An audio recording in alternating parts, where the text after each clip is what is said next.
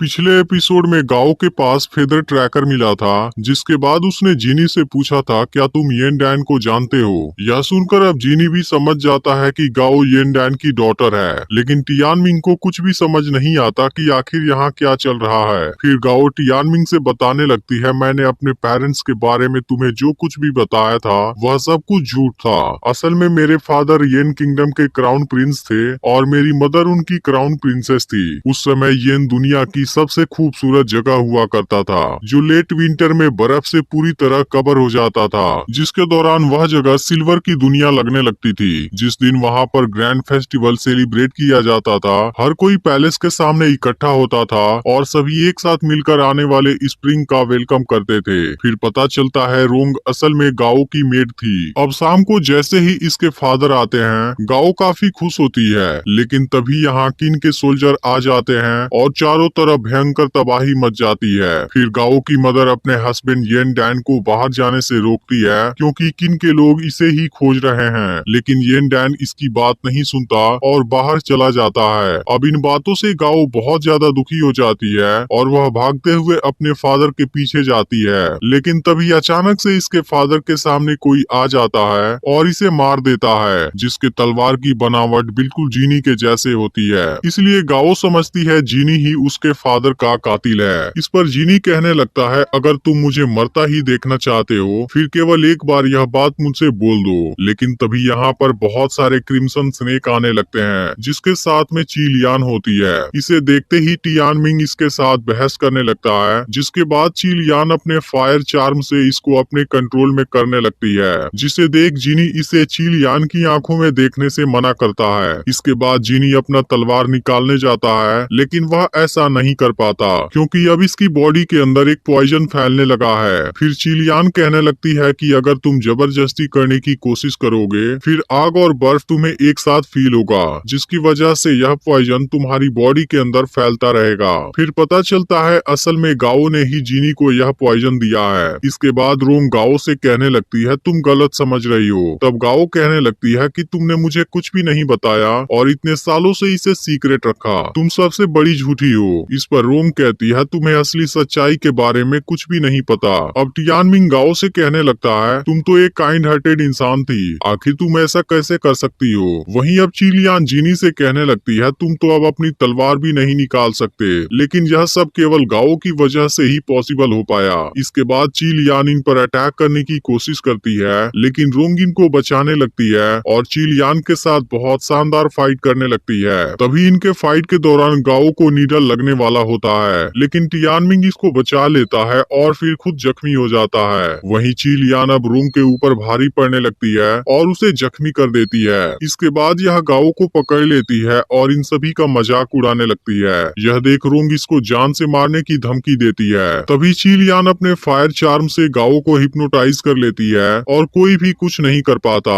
अब गाओ रोंग से पूछने लगती है, मुझे प्रोटेक्ट करना क्या तुम्हारी जिम्मेदारी नहीं है। अब चीलियान इसे कंट्रोल करने लगती है और रोंग से जीनी को मार देने का ऑर्डर देती है, जिसे सुनते ही टियानमिंग और रोंग दोनों परेशान हो जाते हैं। तब चीलियान रोंग से कहती है, अगर तुम अपनी प्रिंसेस को बचाना चाहती हो फिर तुम्हें जीनी को मारना ही होगा। इसके बाद रोंग के पास कोई दूसरा ऑप्शन नहीं होता, इसलिए वह जीनी को मारने के लिए तैयार हो जाती है। लेकिन तभी अचानक से यहाँ पर एक मशीन आ जाती है जो चीलियान के सभी स्नेक को मारने लगती है, लेकिन अब यह कंट्रोल से बाहर हो जाती है और इनको भी मारने के लिए आगे बढ़ने लगती है। तभी बैन अपना मैकेनिकल बर्ड लेकर यहाँ आ जाता है, जिसके बाद जीनी रोंग और टियानमिंग को लेकर इसके ऊपर आ जाता है, लेकिन गाओ अभी भी माउंटेन के ऊपर होती है और मशीन इसे मारने के लिए आगे बढ़ने लगती है। यह देखते ही बैन इसे बचाने की पूरी कोशिश करता है और गाओ रोंग का हाथ पकड़ने के लिए जंप लगा देती है, लेकिन तभी चीलियान एक पत्थर से इस पर अटैक कर देती है, जिसके बाद गाओ यहाँ से नीचे की तरफ गिरने लगती है और यह देख सब काफी परेशान हो जाते हैं। इसके बाद टियानमिंग भी कुछ नहीं कर पाता, लेकिन इस बात से स्ट्रॉन्ग बनने का इसका जज्बा और भी पावरफुल हो जाता है। वहीं अब गाओ नीचे की तरफ गिरने लगती है, लेकिन अब बैन अपने मैकेनिकल बर्ड को तेजी से नीचे लाता है और जीनी गाओ का हाथ पकड़ लेता है, लेकिन गाओ इसे देख बिल्कुल भी खुश नहीं होती और जीनी से अपना हाथ छोड़ देने के लिए बोलने लगती है। लेकिन तभी गाओ को जीनी के पास एक नेकलेस नजर आती है जो बिल्कुल उसके पास वाले नेकलेस के जैसी होती है। अब जीनी जिनी अपने बॉडी में मौजूद पॉइजन की वजह से कमजोर होने लगता है और गाओ का हाथ छूट जाता है, लेकिन इस बार टियानमिंग कुछ नहीं सोचता और गाओ को बचाने के लिए खुद नीचे कूद जाता है, जिसके बाद दोनों एक दूसरे को अपने बाहों में भर लेते हैं। तभी जिनी और रोंग इन दोनों को पकड़ लेते हैं और बैन इनको ऊपर कर लेता है। वहीं चिलियान वेई से पूछती है आखिर वह कौन सी चीज थी जो बिल्कुल रैंडम तरीके से अटैक कर रही थी। फिर वेई बताता है कि वह एक पावरफुल मैकेनिकल बिस्ट था जो असल में मोहिस्ती स्कूल का एक पावरफुल वेपन था।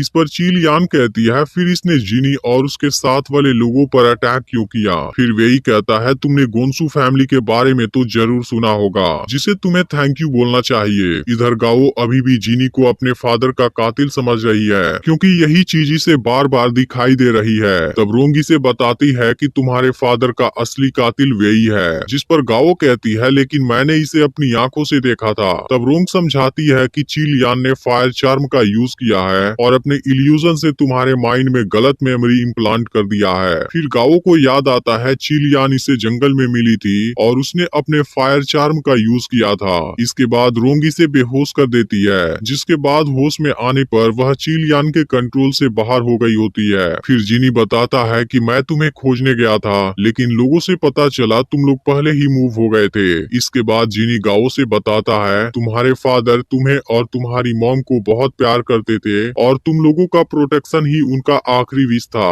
लेकिन यह सब कीन असैसिन प्लान के फेलियर की वजह से हुआ। अब गाओ इस बारे में पूछने लगती है। फिर जिनी बताता है यह एक बहुत ही इम्पोर्टेंट प्लान था जिसकी वजह से बहुत से लोगों की तकदीर बदल गई थी। इस पर गाओ पूछती है क्या यह चीज मोहिस्ती स्कूल के हीरो के मौत से भी जुड़ी है। तब रोंग बताती है हाँ, यह 12 साल पहले की बात है। उस समय तक यिंग जेंग हान और वेई को डिस्ट्रॉय कर चुका था और अब चू पर अटैक कर रहा था, जिसके दौरान लोगों को बहुत सी तकलीफें सहनी पड़ी थी और फाइनली चू के लोगों ने इसका विरोध किया, लेकिन फिर भी अंत में चू किन से हार गया। सियांग येन जिन्होंने चू आर्मी को लीड किया था उन्होंने हार की वजह से सुसाइड कर लिया, जो कि असल में सोयू के ग्रैंडफादर थे। जब तुम्हारे फादर को पता चला कि येन अब किन का अगला टारगेट होने वाला है, वह अपनी फैमिली के साथ कुछ नहीं होने देना चाहते थे, इसलिए उन्होंने यिंग जेंग को मारने के लिए एक असैसिन को भेजा था जिसमें मोहिस्ती स्कूल उनका सबसे बड़ा साथी बना था और इसके लिए उन्होंने 3 साल तक प्लानिंग भी की थी।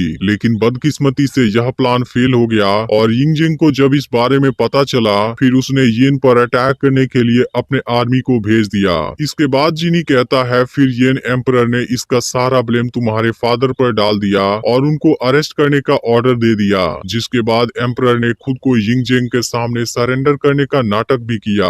वहीं तुम्हारे फादर अपनी फैमिली को अलग अलग जगह पर छुपा रहे थे, लेकिन वह सब कुछ चेंज करना चाहते थे और उन्होंने मुझे तुमसे सॉरी बोलने के लिए भी कहा था। अब यह सारी बातें सुनकर गाओ बहुत ज्यादा इमोशनल हो जाती है, जिस पर जिनी सोचने लगता है ऐसे बच्चों को आखिर कौन शांत कराएगा और उनका आंसू कौन पूछेगा। अब तो सभी को किसी हीरो के आने का इंतजार है। टियानमिंग अभी भी नहीं समझ पाता यिंग जेंग ने जिनी को मारने के लिए इतनी बड़ी आर्मी क्यों भेजी थी। इसके अलावा अंकल जिनी मोहिस्ती स्कूल से इस तरह से कैसे कनेक्टेड हैं और आखिर रोंग ने अंकल जिनी का ट्रीटमेंट क्यों किया। इसी तरह से टियानमिंग के मन में बहुत से सवाल उठ रहे होते हैं। इसके बाद रोंग जिनी को पॉइजन का एंटीडोट देती है। वहीं बैन सोचने लगता है मैंने आयरन स्पाइडर को हेल्प के लिए भेजा था, फिर वो हमारे ऊपर ही अटैक क्यों करने लगा था। तब रोंग पूछती है क्या आयरन स्पाइडर कंट्रोल से बाहर हो गया था। फिर बैन कहने लगता है वह चीज गोन्सू फैमिली की विरासत है जिन्होंने मोहिस्ती स्कूल के साथ लगभग 300 सालों तक कम्पीट किया था।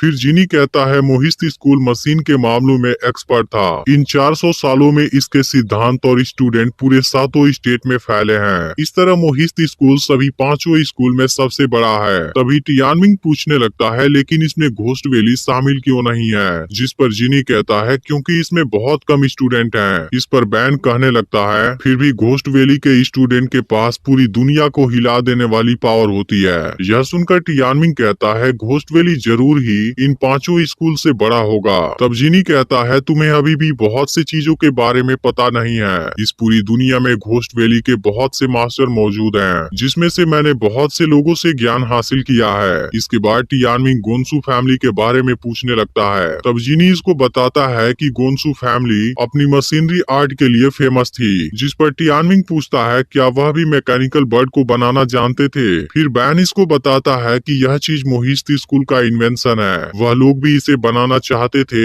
लेकिन वो लोग इसमें कामयाब नहीं हो पाए। तभी जीनी कहने लगता है मोहिस्ती स्कूल के इन्वेंशन वॉर को रोकने और यूनिवर्सल लव के लिए बनाए जाते हैं। लेकिन जब गोन्सू फैमिली की मशीन किसी चीज में इन्वॉल्व हो जाती है तब वॉर का होना तय हो जाता है। तभी अचानक से एक ईगल बैन के हाथ को जख्मी कर देता है, जिसके तुरंत बाद बैन बेहोश होने लगता है। यह देखते ही रोंग अपने सिल्वर नीडल से इसकी बॉडी में फैल रहे पॉइजन को रोक देती है और गाओ मैकेनिकल बर्ड को कंट्रोल करने लगती है। तभी ईगल फिर से अपने पंजे में लगे पॉइजन से इन पर अटैक करने आता है, लेकिन यह लोग किसी तरह से खुद को बचा लेते हैं। फिर तभी इनकी नजर इस तरफ आ रही बिग बर्ड पर जाता है, जिसके ऊपर बाईफेंग बैठा होता है, जिसके पास किसी भी बर्ड को कंट्रोल करने और उसे कमांड देने की पावर है। इसके अलावा वह बर्ड की मदद से आसमान में फ्लाई और ग्लाइड भी कर सकता है। अब कुछ ही देर में बर्ड इनके ऊपर अटैक करने आ जाते हैं, जिसके बाद जीनी और रोंग इन सभी का सामना करने लगते हैं और बैन मैकेनिकल बर्ड को उड़ाने के लिए गाओ को गाइड करने लगता है, जिसके बाद गाओ मैकेनिकल बर्ड की स्पीड बहुत ज्यादा बढ़ा देती है।